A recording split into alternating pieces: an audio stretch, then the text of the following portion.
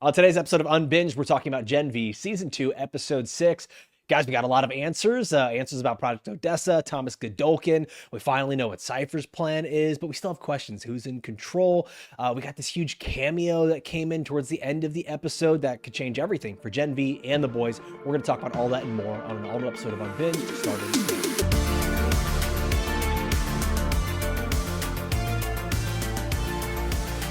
Welcome into Unbinged, the podcast about these shows and movies you all love to binge. I'm Alfredo Brown. Joined as always, I got Jagger, Matthew Kopfhamer. Guys, let's start talking about this show, but before we do, let's get the spoiler warning. This is your one warning that we're about to spoil the entire boys universe. Guys, let's start off here with Cipher and Godolkin. This seems to just be the same talking point every week until we get this answer, but at least we got some answers this week. It seems all but confirmed. Man in the hyperbaric chamber is Thomas Godolkin, or at least that's what we're being led to believe, that he'd be around 100 years old. This episode almost seemed like it went out of the way to make us think, no, he's not, Cipher's not being controlled. These are two separate people, two separate things going on. Are you guys buying into any of that, Koff? Or are you thinking that maybe that is a possibility, or are we still on full on meat puppet train here? Man, they definitely did enough this episode to make me consider the alternative, that Cipher is a distinct person of his own, and he's actually using Godolkin and not the other way around like we thought. What did they do to make you think? Like basically his whole interaction with and speech to Polarity, where he's talking about how he wants to cull the student population of Godolkin U and make the stronger strong and all that. And then in conjunction with what Stan Edgar said about the differing philosophies, right? Like Godolkin wanted to, which by the way, that's our big cameo. Just throwing that out there. Stan Edgar comes back in. No, you're good. So spoiler. So him talking about how Godolkin wanted to create a god tier level of soup, whereas Cipher wants to control soups. So it just, I don't know. There was just enough that tickled my brain that I was like, maybe there's a chance these are two distinct people, and Cipher is using Godolkin as a means to an end, not the other way around. But I'm still, I wouldn't be surprised if they went either way, is what I'm saying. Yeah, and there's still there's still the chance that he is his dad, and we're getting the whole like, you're not extreme enough, Dad. But I'm still not sold that they're two separate entities yet, because he did have the person eating in the mirror calling himself a piggy kind of moment thing a little bit, yes. Like that's what that felt like, where he could like called physically him a pink dumpster baby. Yeah. Vomit. Yeah. That sounded personal, as in like way fucking personal about yourself. Yeah. That's self-loathing like 101 right there. Yeah. It's like you could call your dad a lot of things. You call him a pink dumpster baby. That's just like, I've looked in the mirror enough times and hated what I've seen to recognize it on a show. Yeah. Yeah. That's I think I'm still closer to that end of the spectrum. And I think that them saying the difference of philosophy is him learning a lesson, where he's just like, Fair. I can't control them, and here's what I've learned throughout 100 years or however long he's been alive, and this is what we're gonna do now. Because like when you hear someone use the word cull, have you ever heard that used in like a positive term that's like good? No. It's like we're gonna cull racism. Like I've never heard that. Yeah, to go back to the whole like hitting of who we believe is Godolkin there, it really does feel like a self-hate thing. It does feel like that is the same person all in one. I keep going back to the whole idea that Godolkin believed he could control soups and that Cipher didn't. Did I get that correct from the show here? Yes. So You're right. I was backwards. Yeah, so the idea that Cipher would be controlling soups when he never believed that, what it seems more so is like when Stan Edgar met Cipher, he was already under the control of Godolkin, and he does not know any different. He's always believed Godolkin to be dead. He met Cipher under the control of Godolkin. It's like, oh yeah, Cipher has XYZ beliefs, and then now when he just found out that Godolkin could be alive, he's like, oh well, that changes everything, and it doesn't seem like he knows anything about him. Because he's like, yeah, that could be the key to defeating Homelander. Really? Because we're kind of finding it might not be, I don't quite know. We're going to talk more about that as well. Yep. Guys, is there anything left in like the Cipher Godolkin relationship here that feels unanswered for you, or is it mostly just like I need to know who is who, or do we kind of have that? Who is controlling who? Because we know the plan. We know the plan now is to basically, what he said, cull 75% of the student body there and create this brand of Uber soups. I mean, like I said, I'm convinced that there's the one and the same right now. Cause like you go back, is there anything left in this relationship? I go back to the fucking in front of Pop stuff. Like that's just like, there's just been enough things. Yeah.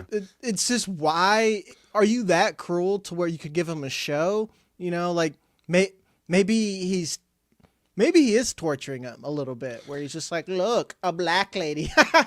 You hated this. You know, it's just hard for me to really wrap my head around. You know? Yeah, I think we just need the final reveal of, because I am leaning like 70%. It's Godolkin in control, meat puppeting Cipher, but there's just enough ambiguity where, if, again, like I said, if they go the other way and reveal that Cipher is his own distinct person, is using Godolkin for his own ends, I'd be like, okay, that still tracks.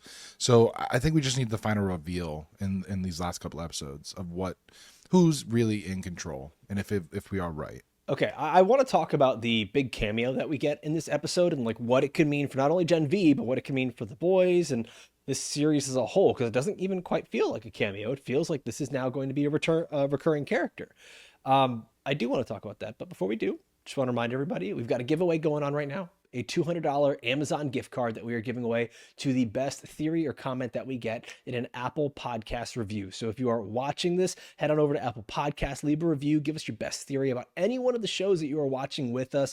Peacemaker, Task, right here, Gen V. We're also going to be watching Fallout, It, Welcome to Derry, Landman. So many great shows coming up. So make sure you're subscribed to Unbinged. And then we're going to announce the winner of that $200 Amazon gift card on the It, Welcome to Derry premiere episode, where we're going to break down that premiere on October 27th. Now, guys, back to the show, where we get the big cameo, Stan Edgar returns.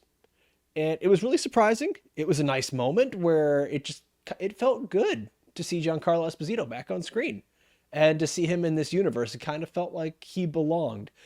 But why? Like, what is he there to do? What are the motives? Why is he back in our lives, aside from just being a big exposition dump that we've all needed throughout 6 episodes here?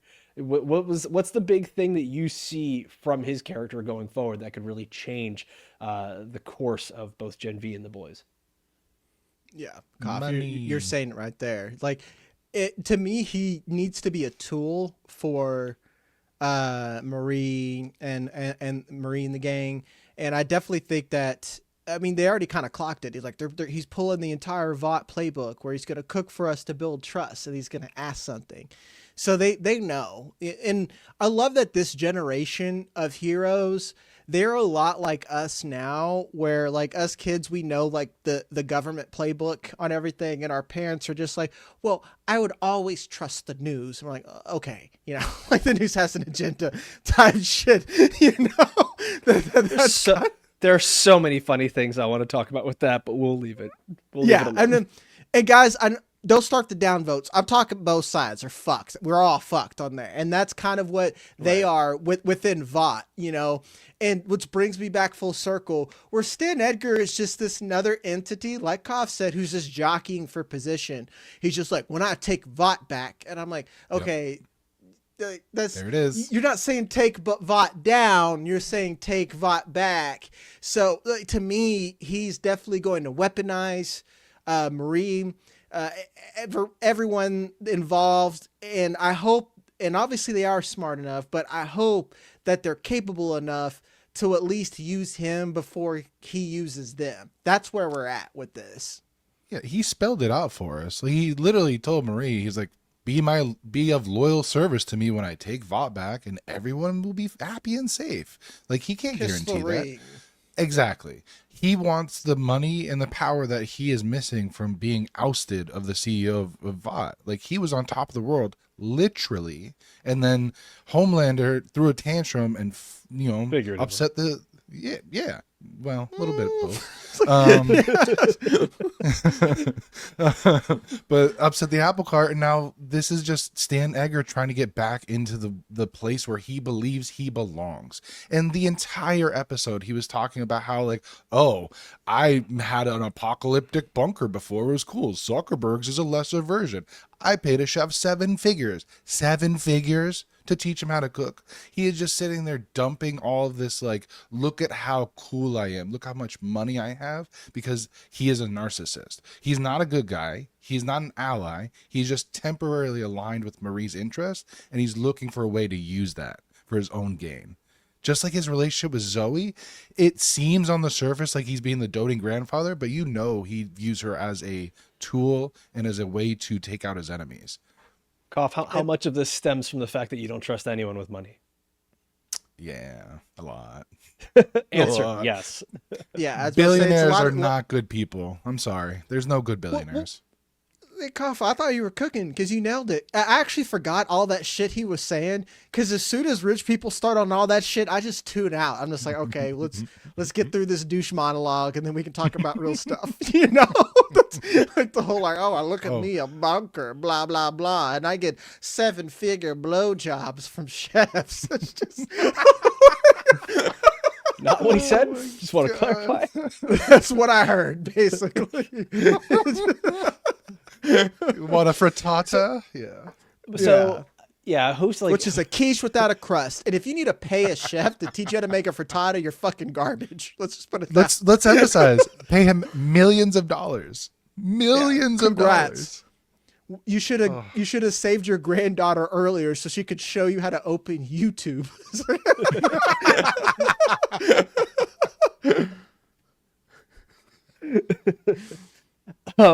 So with Stan Edgar, though, I think I wonder here, especially with this world of Gen V, the boys, everything that's going to be with all these spin-offs, I think what that does is it answers the question that there's not meant to be a world without soups. And I know that's something that has been discussed and theorized, is like, could that change with Marie or with other characters, and what happens when if and when Homelander is defeated, right? And it doesn't matter. It does seem like the real enemy in all of this is now a system of soups, right? Like, there's not going to be a world where there are no soups. There's always going to be someone looking to create more soups to make money off it, the way that Stan Edgar is looking to profit off this. That's something that just kind of like stuck out to me when he gets returned into this story. It's not just that he wants to use Marie.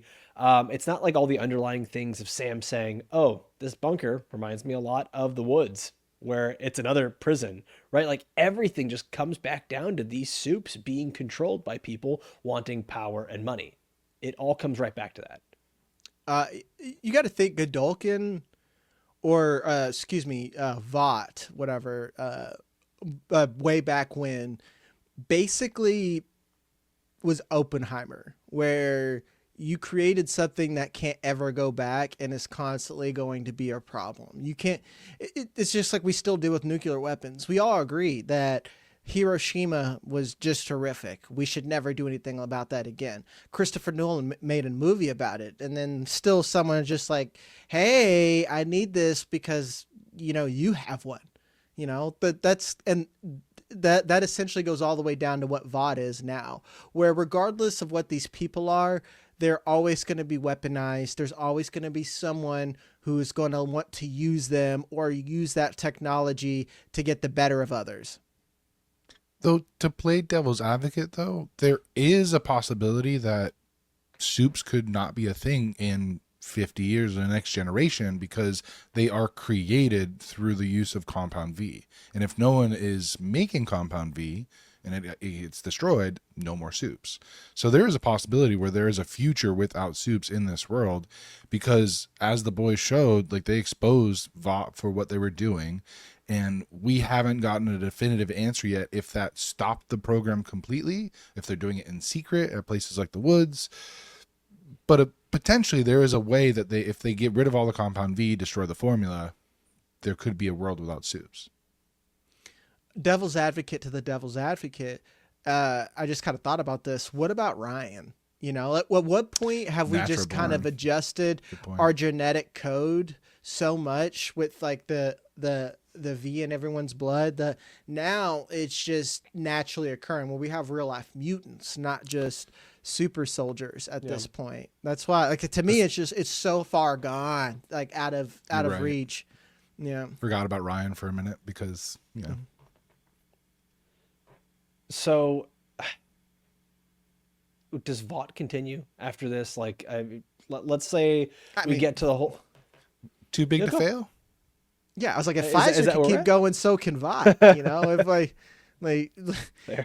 Fair. they survived the opioid crisis. You know, like people, the Sackler survived the opioid crisis. Vought's gonna keep on going, baby. As long as we got sniffles. And let's be honest, at this point, even if, say, Vought goes down, they're a big enough corporation. They're just going to rebrand and come back as something else. So they may not be the same name, but they'll be the same entity. There's HBO always will someone. buy 'em. There's Disney always will come something. HBO Max, HBO Go. AOL Max Time Day. Warner, yeah. Vadamundo. Okay. Okay.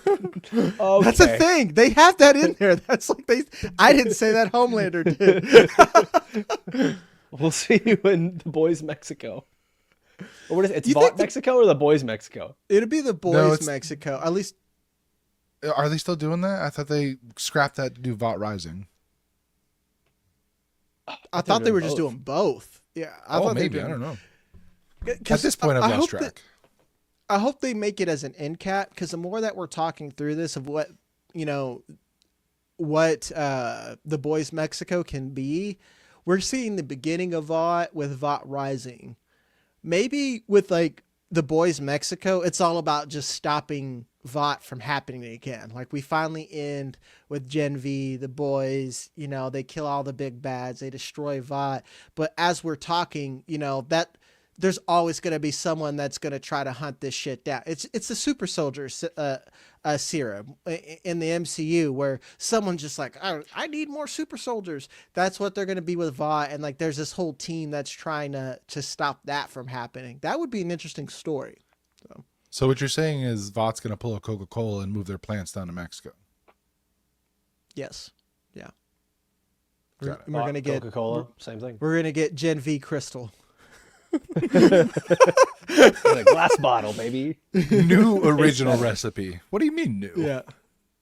New original. Gen V, not with 100% cane sugar, because it's in Mexico. Oh, so much better. Fuck high fructose corn syrup. Okay, guys. So main character for us, Marie. We see her power in the previous episode where she essentially brings her sister Annabeth back to life, and she explains her power. She's like, she says Cipher was right, which is, it just reminds me of the meme. It's like the worst person you know made a good point, and she's like, shit, okay, I might. And I think that's where she's going at the end of this. Like, she is going back to Cipher. Is that not where do you think she's going? Because that would feel like that makes the most sense for her to go back and continue to explore her powers and find out what importance she has. Yeah, Yeah. that's how I read it.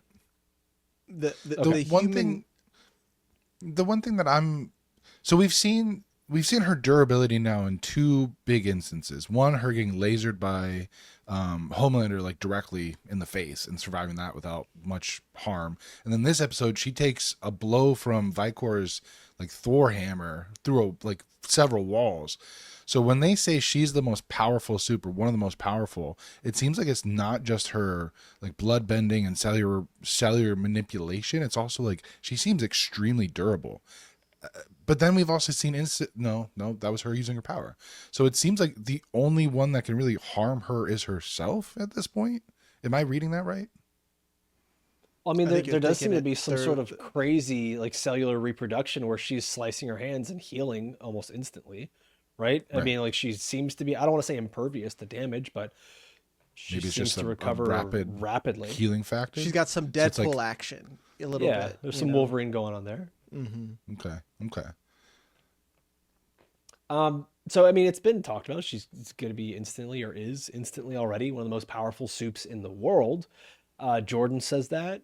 Cipher has told her that, and I think there couldn't be a character that it's more suited for, because she's the character that doesn't want that kind of power, right? Like she is the person that needs to have that. But I think that obviously she is curious to see what it is, and I think that in that moment where they're there in Stan Edgar's lair, she's there with her sister, she's there with everyone else. I think she's kind of realizing like there is going to be no normalcy for her anymore. Like there's not going to be a normal life where she and her friends can just live, where she and her sister can just be happy together. She kind of has to embrace this power if there's going to be any semblance of an ending to all of this. Is how can she stop the bad stuff from happening to her friends, her family, everybody. And we find out all this. I mean, we kind of knew it, but all this comes from Project Odessa, that she and Homelander are the only two soups to have survived this. Yeah. It's like we already kind of talked about it, where it feels like they're like alpha and omega, and I mean that in every, like, not how fucking Andrew Tate means that. Like I mean that how the literal word means, where like one is the beginning and the end, where or like yin and yang. Homelander comes in as like this powerful thing, then what can you use to destroy him? You know, it really feels like one is all about destruction, and then one can kind of reconstruct. And I don't mean to like bring in like alchemy words or terms in here, but I don't know. I wonder how much intention it was to make heroes like this, or were they just kind of throwing spaghetti noodles at the wall and then seeing what happens? Like that's what I want to know with Odessa. Like, was it intentional to make Superman? Was it intentional to make like a bloodbender to stop Superman? Or were these two happy accidents, you know?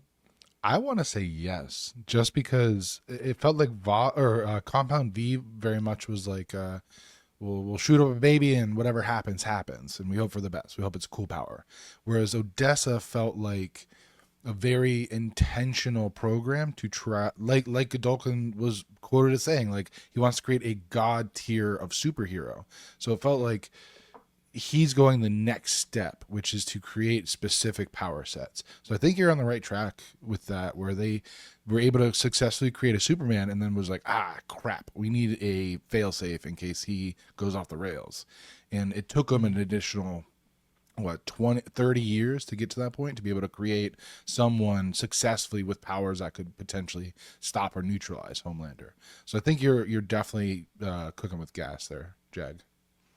So that's what you think it was. You think it was they created one, they said, we did too much here, we need to have a fail-safe. Not that they were just like, hey, this is Project Odessa, let's just keep seeing what comes out of the oven when we go and bake these up. Yeah. Like I imagine Godolkin was just like, I have become death. And he's just like, not yet. And then he's just like, here, go get me another baby. And then he just like started like doing an experiment. Send in the next baby. It's interesting though, because it's also, they specified that Project Odessa was using in vitro, whereas Compound V is after the child is born. Yeah. Or at least that's how I always read it.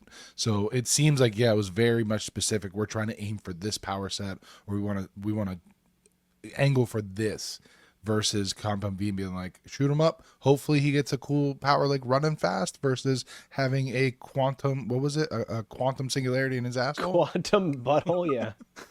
No, thank you. Yeah, that's like Bushmaster. Sorry, my girl. Like, you getting cold. You getting cold. You better be able to do some crazy shit with. Her parents have enough money to get her off that coal list. So I don't know how much money's gonna matter in the future. You know. Hey man, smoothies aren't free, so Cipher's got to have something. Hey. Guys, we get the relationship between Marie and her sister Annabeth, and I'm just gonna say it. I didn't really enjoy the Annabeth character, and I think part of that is you're just not supposed to enjoy her. But it made me just really not enjoy any scene that she was in. Like every time she was there, I'm just like, you are the wet blanket on this show. You are irrationally just horrible to Marie and everyone else around you. It made me care less about the powers that she has and how she got them, but I'm still curious. Because I'm sure that's going to be something that comes to help out the group in the end, especially if they have to go find Marie and Cipher. How did you guys feel about Annabeth here? Because that feels like that's been the thing that's just, we've been leading up to it for so many episodes in this show. And I don't know. Like I don't want to say it didn't hit for me, but it didn't hit for me. Jag, did you feel sort of the same? It's like you said, man, like go to therapy, sweetheart. She Go to has. therapy. Go to more. It's not working. Cause like clearly literally she's like, you brought me back from death. I don't owe you anything. And I'm like, okay. Kind of do. Kind of It's do. like, A little bit. like maybe it's like, maybe it cancels out the whole dead parents thing and you can like But come even back then, because the fact that she's still blaming Marie for that, like, girl, you've had 10 years to like come to grips with the fact that, and you yourself have powers and you don't want people to know, like, you should understand now that Marie She's old didn't enough to like intentionally- understand context Yeah. of things too. Yeah. Like Yeah. it's to there's a It just lot seemed- there.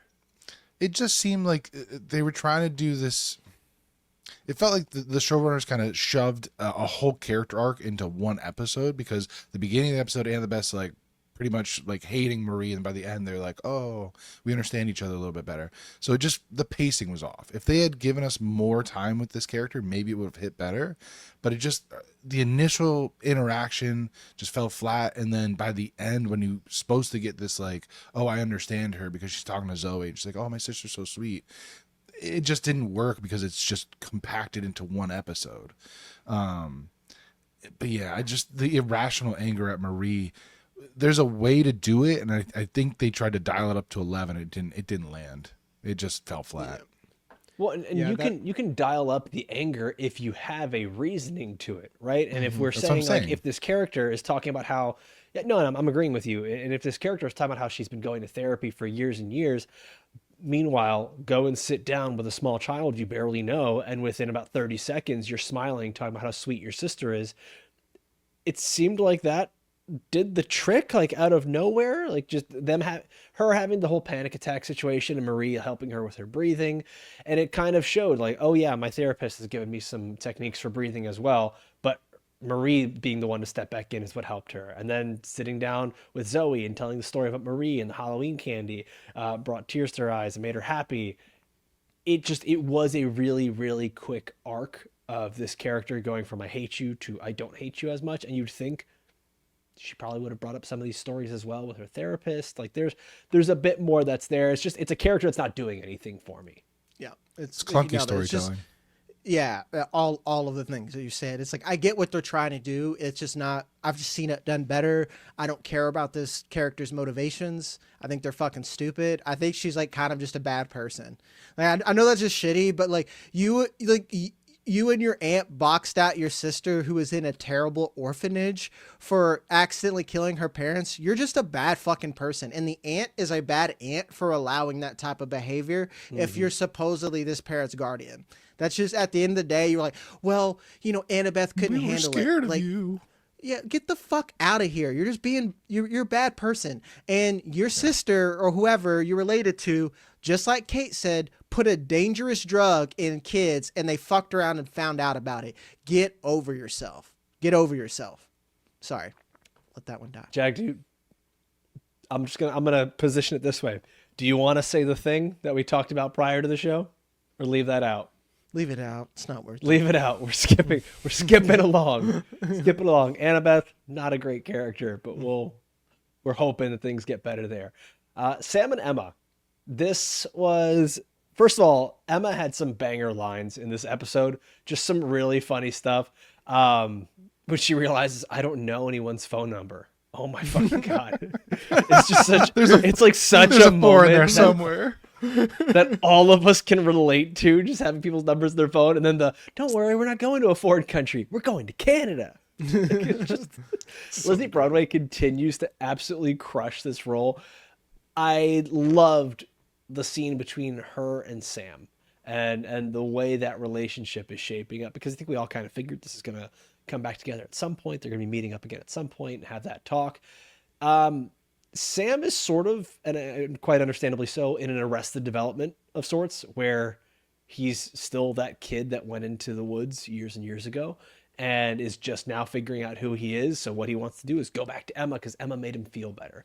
And he all but tells her that, you're the thing that makes me feel better, so I want to go back to you. I thought that scene was actually done really, really well and had the right amount of creepiness and tense feeling to it. Yeah, it was well done. I'm pretty much a dude about it, where I just don't give a shit. I'm just like, all right, let's fuck or not, and let's get to it. Like figure this. Let's shit go out. out to our feelings correspondent in the field. Cough. How did you feel about it? Little bit more nuanced than Jag. I really liked. We fucking. God damn. Okay, Sam. Oh man, I really loved how Emma was able to, while being literally physically advanced upon by Sam, like he kept creeping closer and closer and trying to initiate that physical contact because, again, Emma made him feel safe. She made him feel like he could be a better person when they were together. So he is idealizing and romanticizing what they had, and he wants to get back to that, understandably. But she has gone through some shit since then, and she has both grown and been broken as a person, and so they can never go back to that. So she is one right in making him realize, like, you have to take responsibility for your part in this. Like, yes, there were other circumstances, but at the end of the day, you made those choices. You have to live with that decision, while also being gentle in how she shut down his physical advances. Like, she was backing up. She kept him from really going through with what I believe he was going for, a kiss, without triggering any sort of anger from him. So again, just a master performance by Lizzie Broadway. And I thought it was a really well done scene showing that, like, hey, we can't just pretend nothing happened. We can move forward eventually, possibly, but like, we can't go backwards. And I thought it was really well done. And to be fair, like, I get all that. I just, like, I always hate when shows slow down for emotion like that. That is, like, personal emotion. I'm just like, okay, guys, like, do we really need to talk about this right now? Does it work better, though, when the character is so likable? Like Emma? Yeah. Because yeah. Emma is kind of the character that whenever she's on screen, she could be doing anything. And I'm like, I'm locked in. This is a great character. I want to know. Like, I care about her. That's fair. Right. And I guess that you're right. Like, I am apathetic to it. It didn't make me mad or anything like that. And it's because exactly what you said. Like, you're literally right. Like, Lizzie Broadway's like built for like YouTube. You're like, hi guys, I'm just gonna, eat ice cream. And it's just like probably entertaining, like that's how I feel about the character, Well, so. And this moment might also have some bigger underlying stuff that, like, we haven't talked about yet, which is so much of her being able to use her powers now, getting bigger and smaller, is about her emotions and how she feels. She, like, quite literally turns into Pennywise, like, make her feel small, and she does.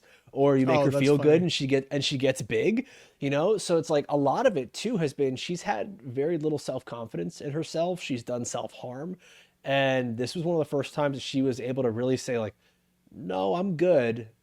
I'm focusing on me. You need to go focus on you. She stood up for herself in a way that, like, wasn't violent. It wasn't angry, but it kind of shows, like, she's got confidence in herself. She doesn't have to go running back to Sam now that he is available, and she's, and I'm sure she's going to experience something with, what's the other guy's name? Greg?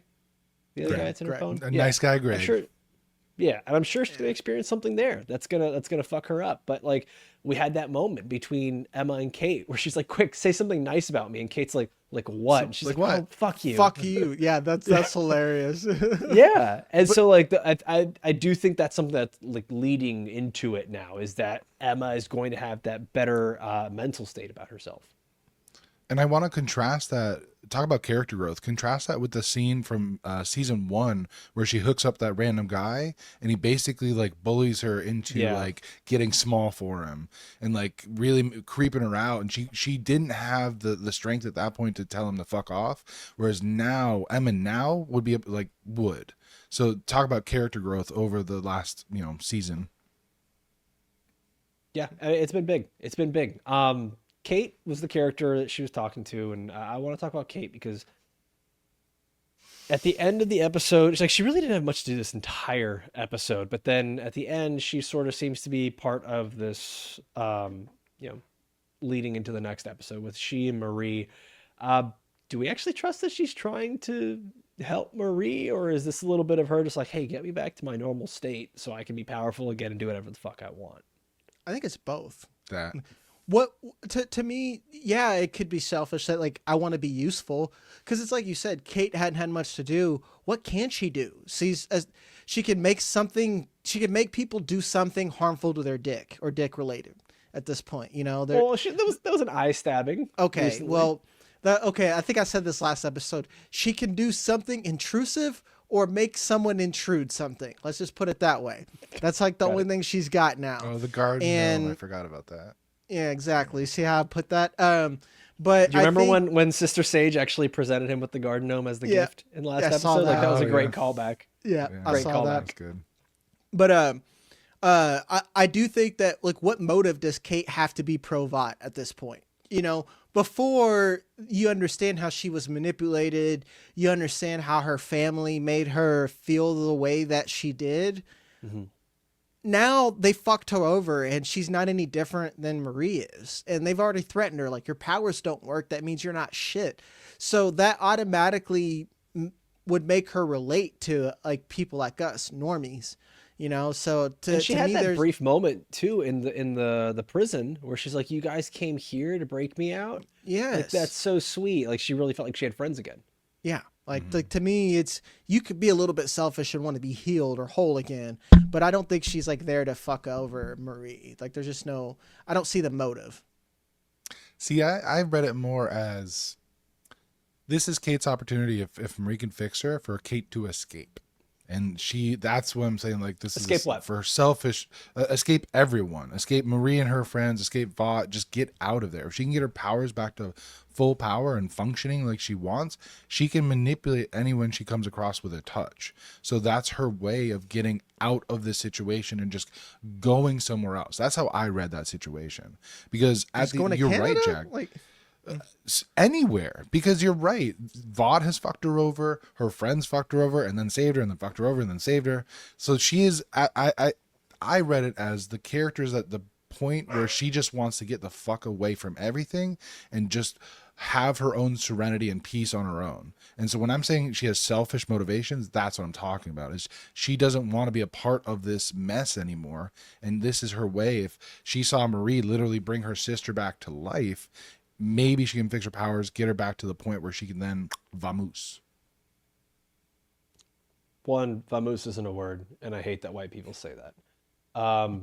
Two, I do think a lot of it is her just trying to get her powers back because it's the same thing. It's a self-worth thing that we talk about with Emma's character.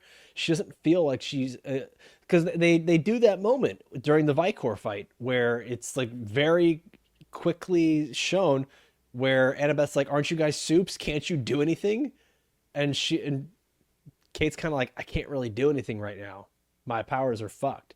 And I think that's that moment of just like self-worth where both of them are experiencing it. It was like, man, I'm really not helpful. If we are going to do any kind of fight, like I am not helpful whatsoever. So I don't know that I buy into that. She's just trying to like go off and be alone and like live in a cabin in the woods or whatever, because like she's going to get found by Vought, or she's going to get found by, whoever's in this Cipher's underground lair or whatever. Like I do feel like that's something easy to find.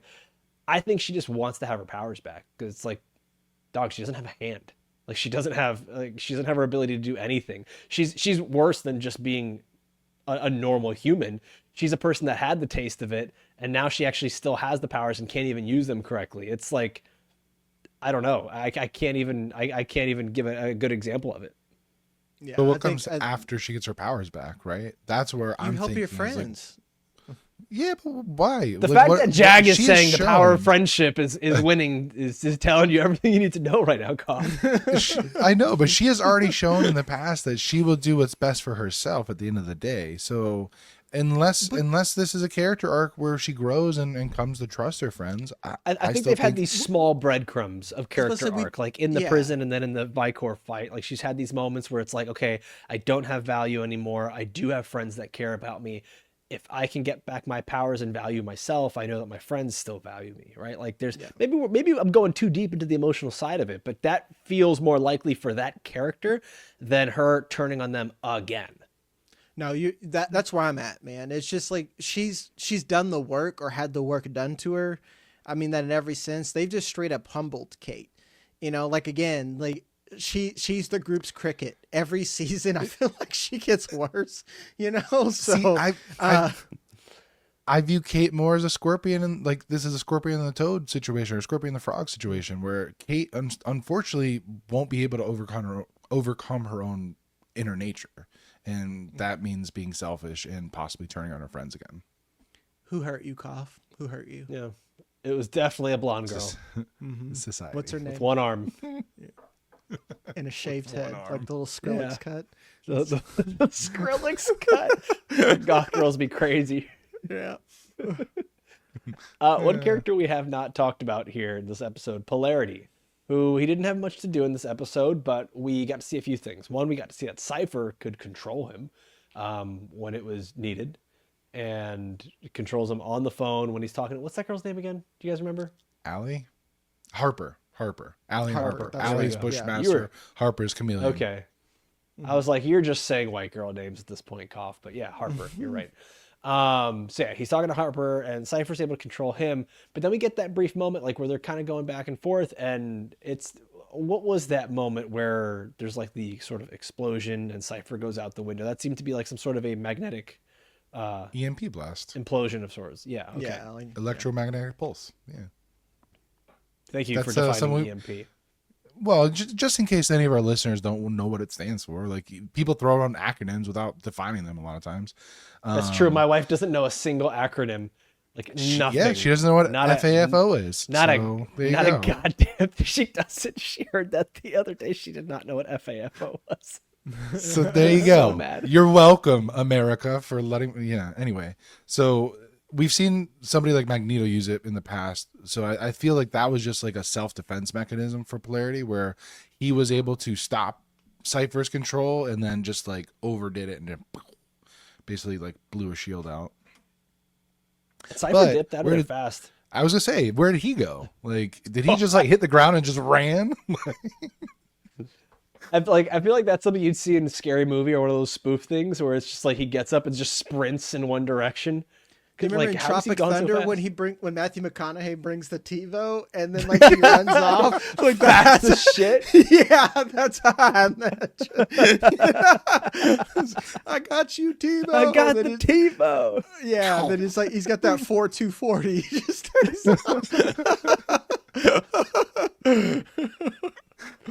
Underrated movie, man.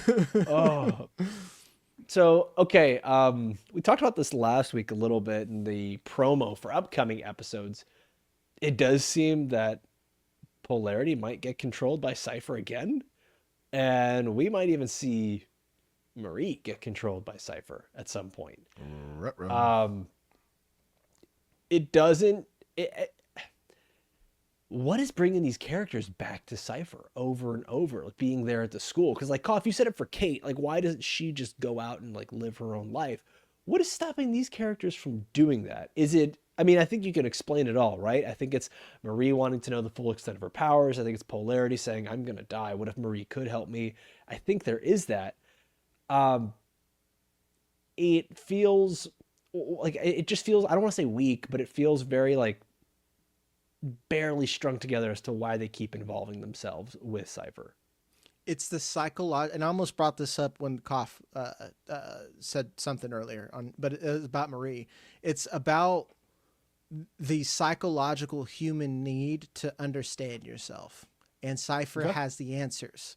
So that's always going to bring people back, and it's something, especially like I'm an adopted kid, a lot of people go to like, well, who am I? Who are my parents? Or people who don't know their dad. They're like, I want to know who my dad is, stuff like that. It's the whole identity thing where you've had this great power, and I mean literally power thrust upon you, foist on you, and you don't understand it. Then you hear that you're not only that you're special as far as like humanity, but you're special among the specials. So that's just the one little nugget where you're always you always got to know. And sometimes I don't understand it, but it just seems to be a very human thing, that it's one of those things that I don't always get either. I'm just like, well, I don't know who my dad is. Like, why do you give a fuck? Like, what did your dad do to help make you besides, some genes and some jizz, that's it, Jeans and Jizz. New album dropping. New next band month. name. Yeah, it's absolutely the need to understand themselves, but it's also, I think, it's also a control thing, right? Like Cipher is promising them answers, but also like more control over your powers. So who wouldn't want that, right? If you have this special ability, why wouldn't you want to hone that more so that way you can truly, especially for somebody like Marie, where the first time her powers manifested, she killed her parents by accident. So somebody like that probably has a deep psychological need to have control over this thing, so it can never do that again or never hurt somebody unintentionally. So I think it's a combination of identity and control. Yeah. Yeah, that's a whole other side that you're completely right about. Yep. It's just like you're a special girl, and then you go like, no, you're a special little girl, but if you stay with me, you'll be the specialist girl. The specialist. Most special. And you know what? I mean, you guys are both right. And there's one thing that I forgot about for both of these characters, Marie and Polarity, which is the most surface level thing. There's a revenge factor. They are both very pissed off with Cipher. Polarity, I mean, Andre keeps getting brought up to him by Cipher about his death. And Polarity basically saying like, yep, my bad. We were experimenting just a bit too hard on him. Treat him like a toy that was too, like a Chinese toy that was too fragile, that broke, you know? Yeah. And then same thing with Marie and her sister. Like he literally killed the sister just to see how far Marie could go. Yeah. So like, I mean, that anger is still there. And I think that's why I even asked this question, is because I almost forgot about the anger that Marie had, because it was gone so fast just with the relief that her sister was alive and her sister was there. Because in the previous episodes, Marie was like pissed, saying that she was going to kill Cipher no matter what. And this is probably just a little bit of her just keeping her eyes on the prize, trying to stay like locked in on what her main goal is, which is like, I don't care about Stan Edgar. I don't care about all this Vought bullshit. I don't care about all these other people. My friends will be safe without me. I need to go find Cipher and put an end to this if I really am the strongest of the soups. Yep. Good. Yep. Nodding heads works for podcasts. Absolutely. Okay, there we go. I was waiting. I said yep. You did. I had to give the dad nod. The yep. Like with the beer in my hand. Like it's the Robert Redford meme, just dropping the head there. Guys, I think that wraps it up. We got all of our characters locked in for this episode.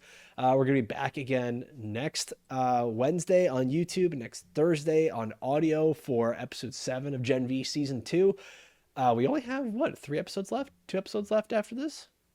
Right? 7, 8? 2, I think. I don't know. We gotta double check that. We'll double check it. But yeah, we're gonna be back again next week for this show. And of course, we've got all the other shows that we're talking about right now. Task, Peacemaker. We've got Landman coming up. It, Welcome to Derry, Fallout, Stranger Things.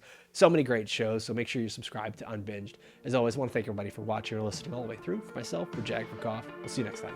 Adios.